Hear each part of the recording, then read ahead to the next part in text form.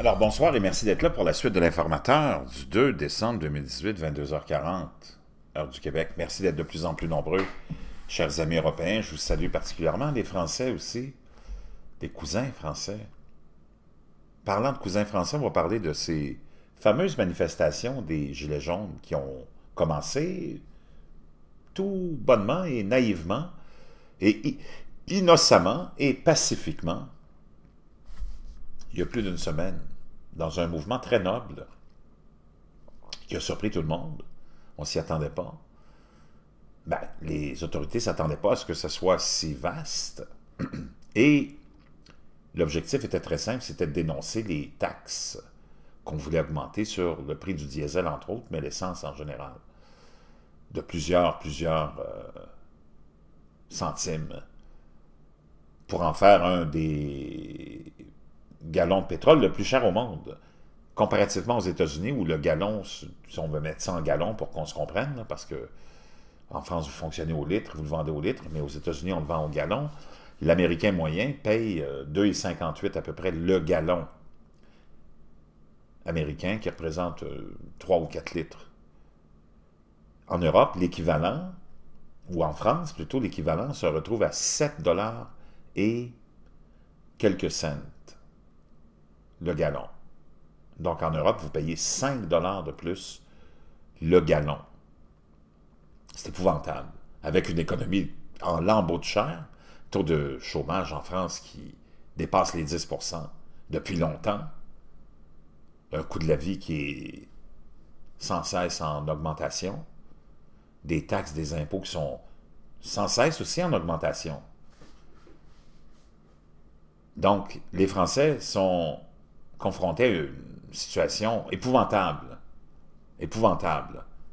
sans espoir d'améliorer son sort parce que chaque gouvernement qui se succède pense plus à son nombril, pense plus à l'Union européenne, pense plus au globalisme, au mondialisme et à son enrichissement personnel de tous ces politiciens qui sont là, de carrière, qui sont absolument pas là pour le citoyen.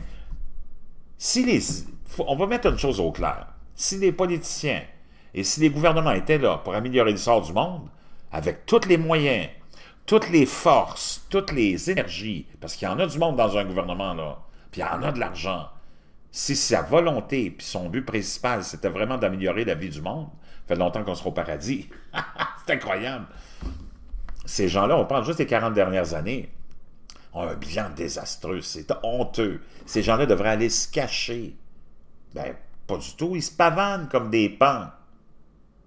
Puis ils sont en plus fendants et arrogants. Parce qu'ils savent que nous autres, on est des moutons. En France, vous êtes des moutons cadets. Nous autres, ici, on est des moutons.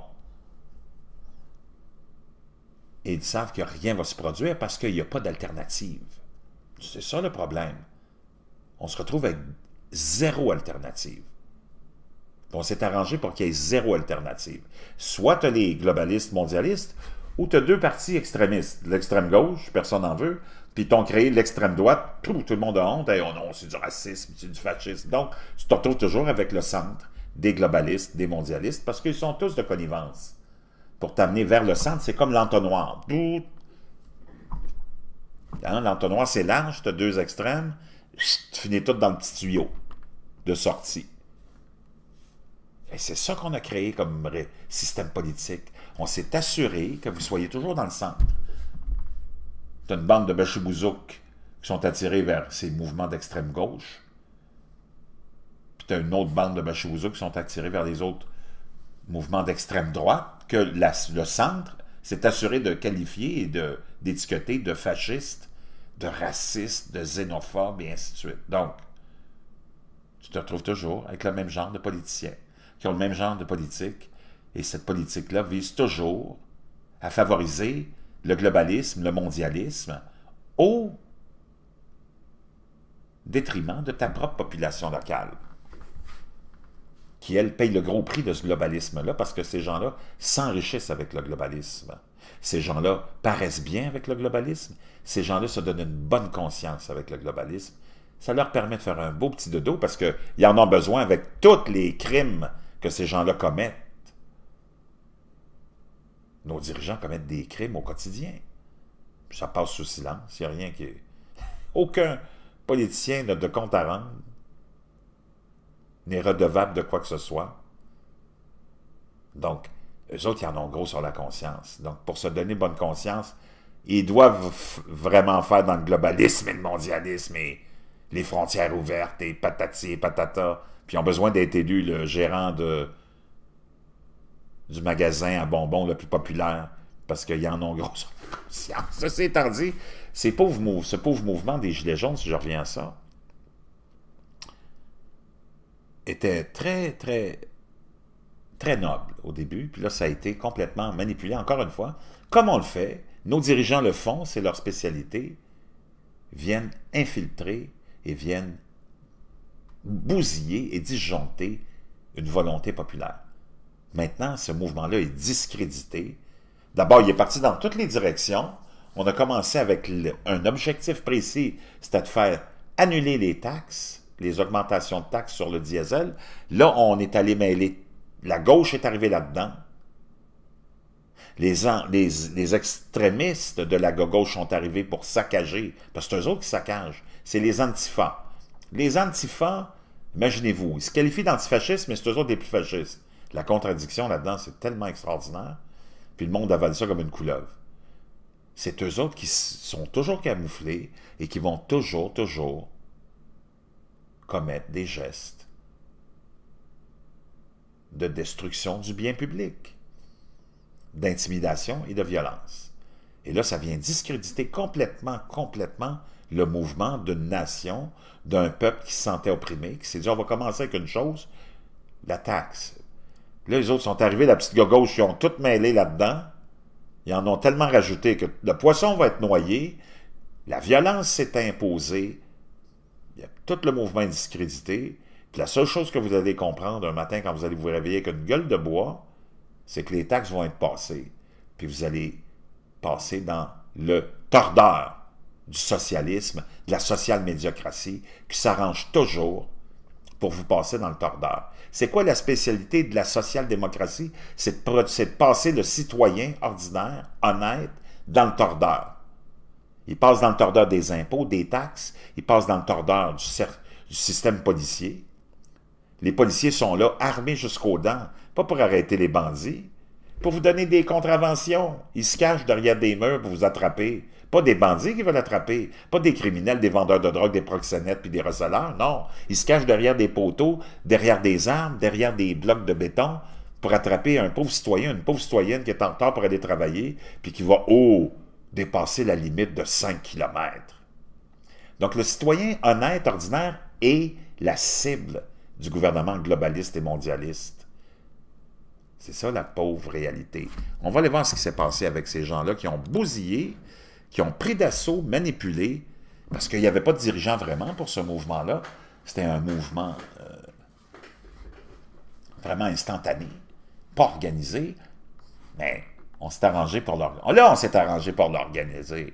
Et là, il est organisé. Puis quand tu vois que c'est organisé par la même bande à Bono, c'est pas là pour aider le monde, c'est là pour discréditer, puis le faire couler. Et il n'y a rien qui va arriver. Et là, la gauche va en remettre, puis en rajouter. Puis il va y avoir plus de violence. Puis il va y avoir plus de demandes. Puis ultimement, on va se retrouver avec encore plus de socialisme, plus de taxes, plus d'impôts, moins de jobs, pour satisfaire tous les petits pouilleux de la gauche, qui aiment aussi se donner bonne conscience, en regardant une belle affiche de Che Guevara, en se branlant le soir. On va aller voir ça. C'est triste, mais c'est ça la réalité. Donc là, on est en train de discréditer ce mouvement-là. Il y a de la violence partout. Là, tu as des policiers armés partout qui sont là à surveiller ces pseudo-manifestants, mais là, maintenant, ça a été complètement hijacké. Regardez, là. Pensez-vous vraiment qu'on peut faire avancer une cause avec des gestes comme ceux-là? Pensez-vous vraiment que le monde ordinaire qui sont là, dans leur vie, à travailler et à payer des impôts, sont dans les rues en train de saccager? Non, c'est du monde qu'on a envoyé. Toujours les mêmes pouilleux, les chemises brunes d'Adolf Hitler, c'est les antifas, qui sont l'équivalent des chemises brunes d'Adolf Hitler. Eux autres, c'est des chemises brunes de la social-médiocratie. Et là, ils viennent bousiller. Eux autres sont là pour aller bousiller tous les mouvements de défense du citoyen ordinaire. Là, on a dit aux antifas, aux pitbulls, allez-y. Allez vous mettre le nez là-dedans, parce qu'il faut qu'on sabote ce mouvement-là.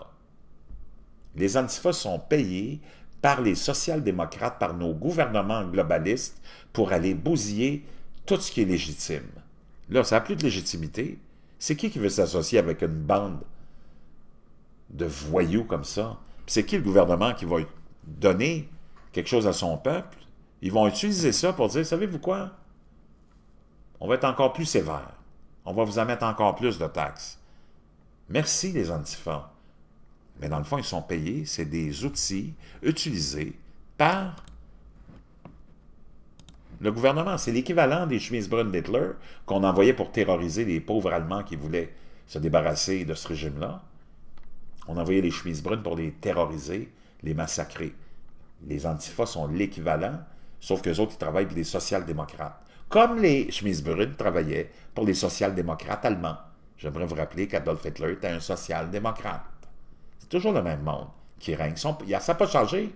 Social-démocrate Mussolini, social-démocrate Franco, social-démocrate Hitler, social-démocrate Mitterrand, social-démocrate Chirac. Ils sont tous social-démocrates.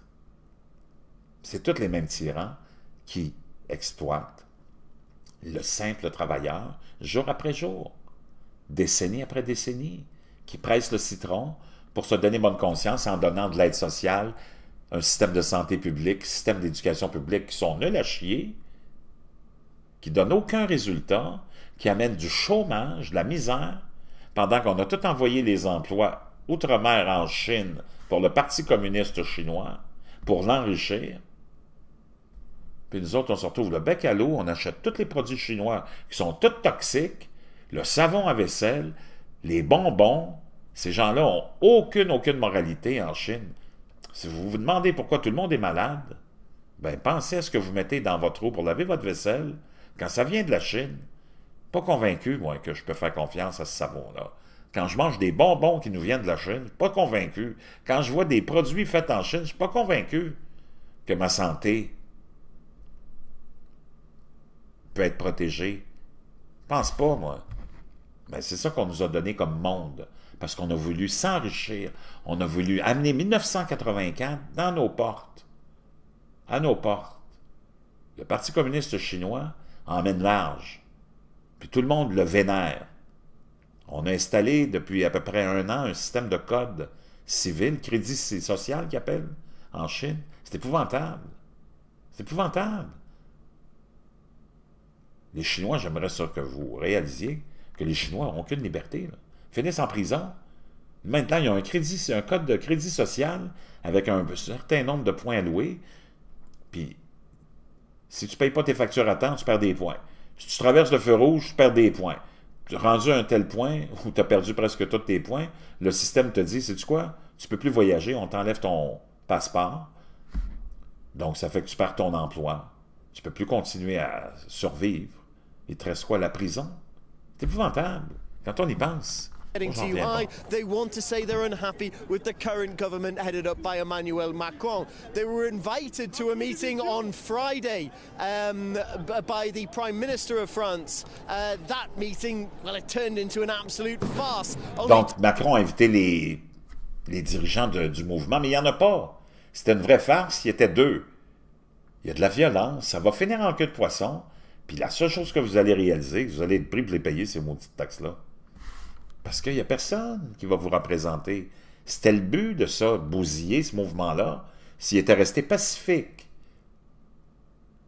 Puis se concentrer seulement sur cette question de l'essence, puis pas lâcher, tu aurais eu des résultats. Mais là, c'est parti dans toutes les directions.